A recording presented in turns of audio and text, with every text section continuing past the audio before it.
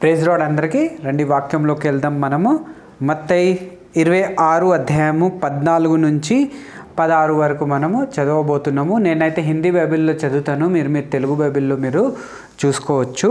तब यूदा इस्करियोत ने जो 12 चेलों में से था प्रधान याजक के पास जाकर कहा, यदि मैं उसे पकड़वा दूं तो मुझे क्या दोगे? उसने 3 चांदी के सिक्के तोल कर दे दिए और वह उस समय से उसे पकड़वाने का अवसर ढूंढने लगा. చదవబడిన వాక్యంతో దేవుడు మనతో మాట్లాడునుగాక. రండి మనం प्रार्थना చేసుకుందాం. प्यारे प्रभु जी, धन्यवाद स्तुति और बड़ाई के साथ आपके चरणों में आके झुक जाके प्रणाम करते हैं. समय दिया है, धन्यवाद देते हैं. दया करके सहायता और मदद करें. आपके विश्वास में और आपके प्रेम में बढ़ाएं और चलाएं और अपना महिमा करने के लिए सहायता और मदद करें. वचन के द्वारा प्रभु जी एंकरेज होने के लिए सहायता और मदद करें.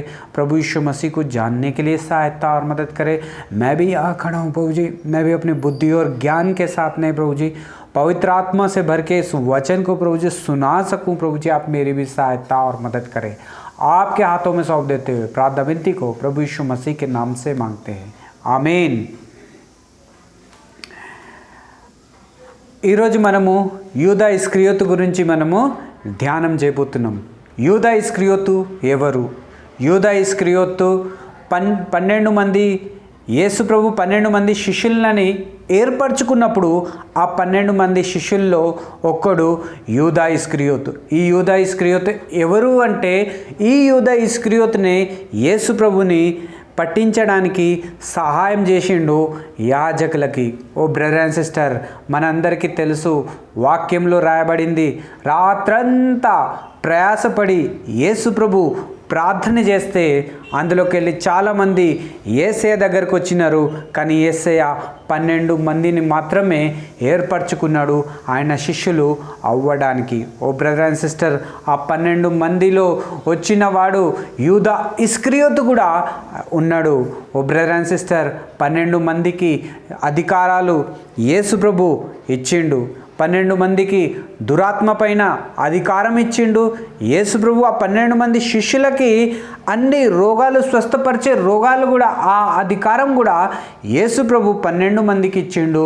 యూదా ఇస్కరియోతుకి కూడా అదే ఇచ్చిండు. ఓ బ్రదర్ అండ్ సిస్టర్, ఈరోజు దేవుడు ఈ వాక్యంతో మనతో మాట్లాడుతూ ఉన్నాడు.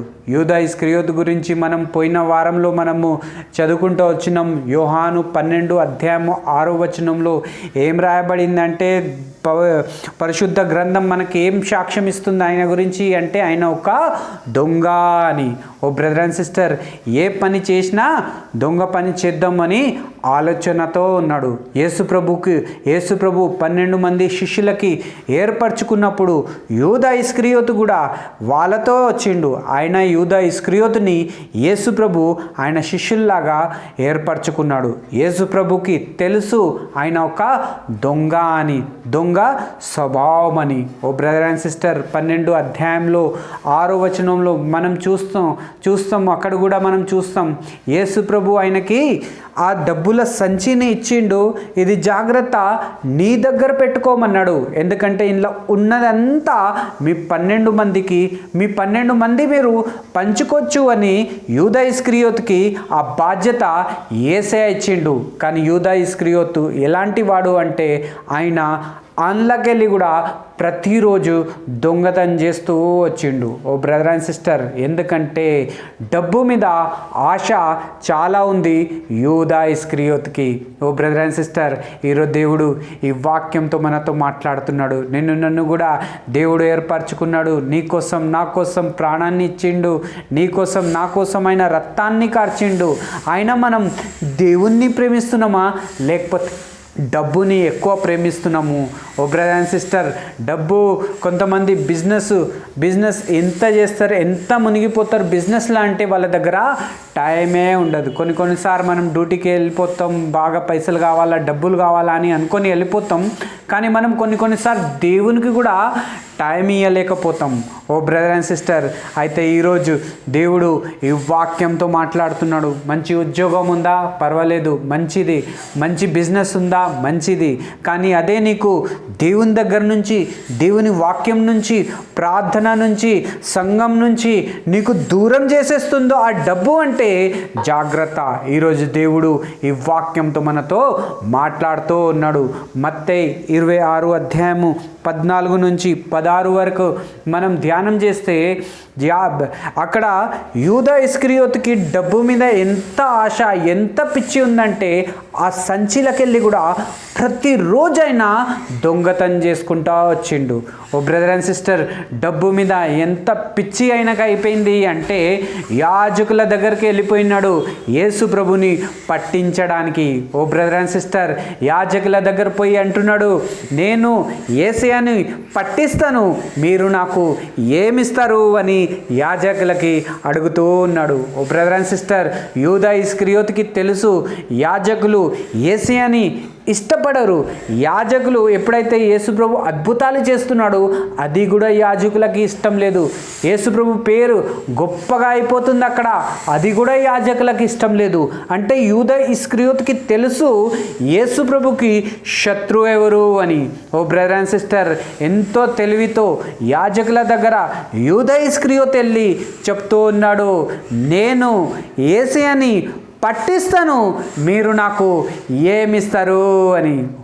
ఓ బ్రదర్ అండ్ సిస్టర్, అయితే యాజకులు అన్నారు, 30 వెండి కాయిన్స్ నీకు ఇస్తాము ఒకవేళను యేసు ప్రభుని పట్టిస్తే. ఆ రోజు వాళ్ళు ఆయనని 30 కాయిన్స్ ఇచ్చేసినారు. చెప్పినారు యూదా ఇస్కరియోతుకి, నువ్వు ఇక యేసయ్యని పట్టించు అని. ఆ 30 కాయిన్లు తీసుకొని చాలా సంతోషపడ్డాడు యూదా ఇస్కరియోతు.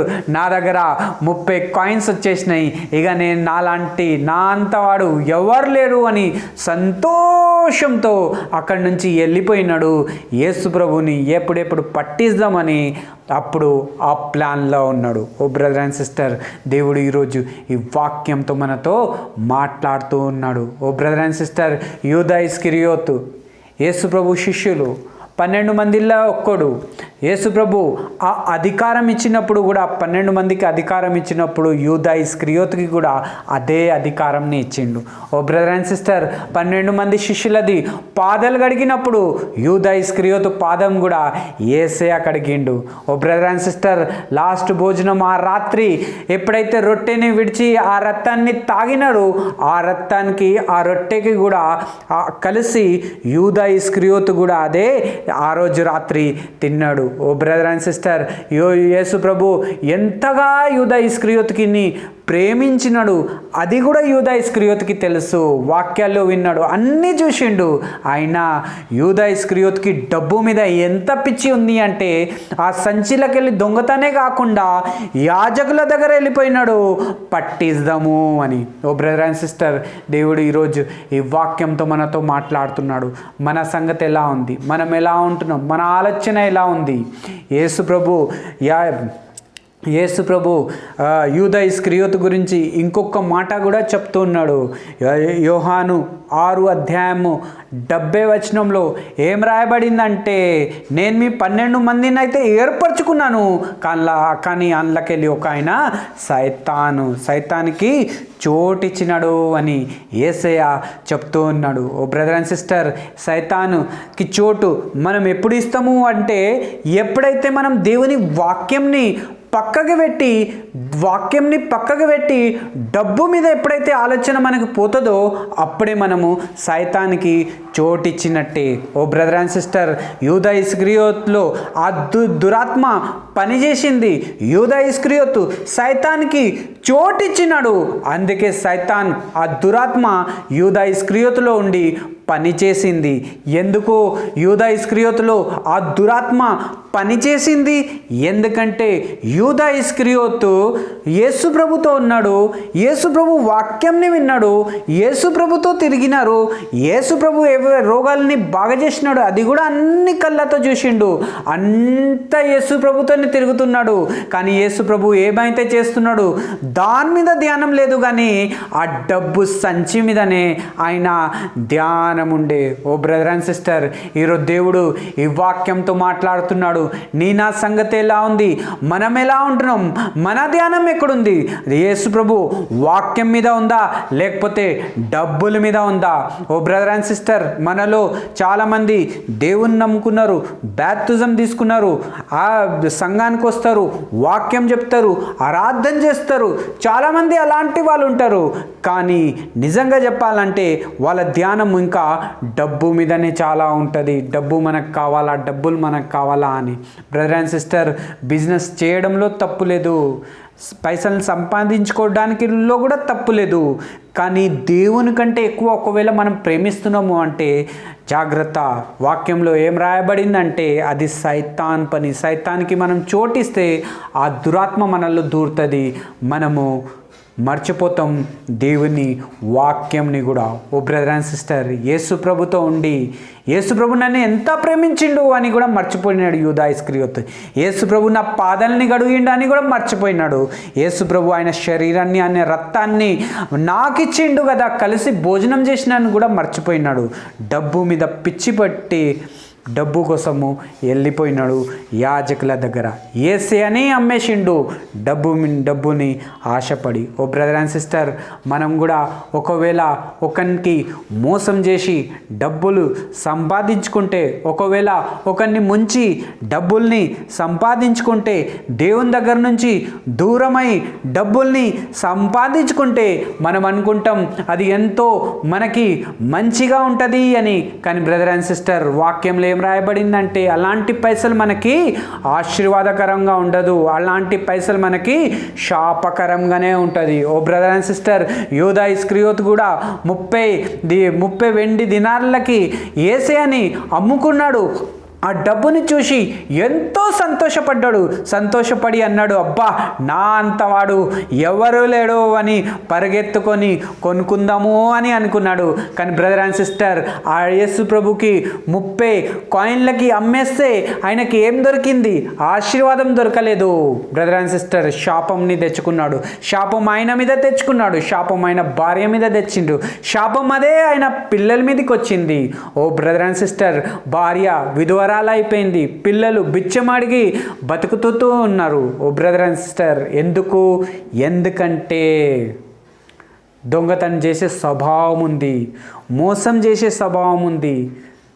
యేసయ్య ఆ సంచిని ఇచ్చిండు, ఆ సంచిలోకి వెళ్ళి కూడా దొంగతనం చేసే స్వభావం ఉంది. పైసల మీద ఎంత పిచ్చి ఉంది అంటే యాజకుల దగ్గర వెళ్ళి నేనే యేసయ్యని అప్పగిస్తాను, నాకు ఏమిస్తారు అని అడుగుతున్నాడు. డబ్బు మీద అంత పిచ్చి ఉంది. మనకు కూడా డబ్బు మీద అంత పిచ్చి ఉందంటే బ్రదర్ అండ్ సిస్టర్, మోసం చేసి ఒకరిని ముంచి డబ్బు మనమైతే తెచ్చుకుంటాము, కానీ మనశ్శాంతిని మనం పొడగొట్టుకుంటాం, దేవుని ఆశీర్వాదంని పొడగొట్టుకుంటాం. మన పిల్లలకి, మన భార్యకి, మన కుటుంబంకి తెచ్చేది మాత్రం శాపమే ఉంటుంది. ఓ బ్రదర్ అండ్ సిస్టర్, యేసు ప్రభుని ఆ రోజు రాత్రి అప్పగించిండు. యేసు ప్రభుని ఆ రోజు రాత్రి అప్పగించి ఏమన్నాడు? యేసు ప్రభుని ఆ రోజు రాత్రి అప్పగించిండు. ఎప్పుడైతే యేసు ప్రభుని సిలువ వేయండి అన్నారు, ఎప్పుడైతే యేసు ప్రభుని కొడుతున్నారు, అప్పుడు చూసి బాధపడ్డాడు యూదా ఇస్కరియోతు బాధపడి ఎక్కడితో వచ్చిండు మళ్ళీ తిరిగి ఆ యాజకుల దగ్గర పోయి చెప్తున్నాడు, నేను తప్పు చేసినాను, ఒక మంచి వ్యక్తిని పట్టించినాను అని బాధపడ్డాడు.